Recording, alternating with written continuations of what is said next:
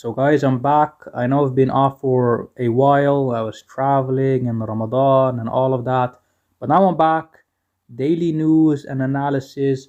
So let's have a look. Some big news. The Taliban orders Afghan women to cover their faces in public. So it seems that the Taliban really doesn't care what the global community or world or UN or whatever thinks about them, because they're going ahead and implementing whatever they want to implement. So let's have a look. This is from Al Jazeera. Afghanistan's supreme leader Akhundzada has ordered the country's women to cover their faces in public, one of the harshest restrictions imposed on them since the Taliban seized power last year, and an escalation of growing restrictions on women that is drawing a backlash from the international community and many Afghans.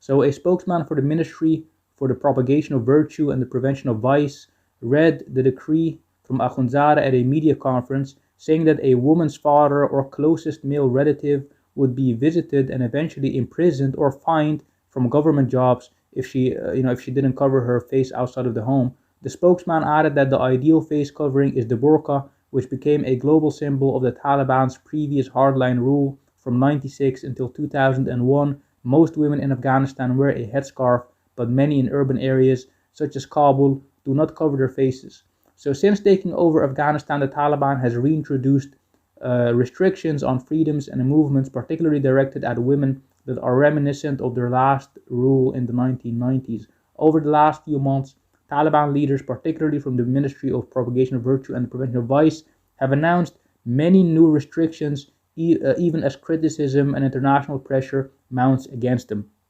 I mean, look, listen, the US Army, the most powerful army in the world, wasn't able to impose its will on the Taliban. So I doubt that the UN or any other international organizations or countries are going to be able to force them to do what they want to do. They managed to overcome the US Army, so they're going to do what they want to do, I assume.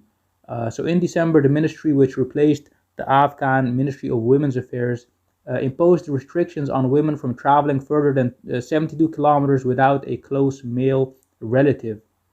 The restriction was further expanded to include traveling abroad, and several solo women travelers were reportedly stopped from boarding flights. Similar bans were also introduced in several healthcare centers across the country, forbidding women to access healthcare without a mahram or a male chaperone. The intention of the Taliban is to protect Afghan women, um, but yeah, they're going about it in their own way. Like and subscribe. Thank you very much.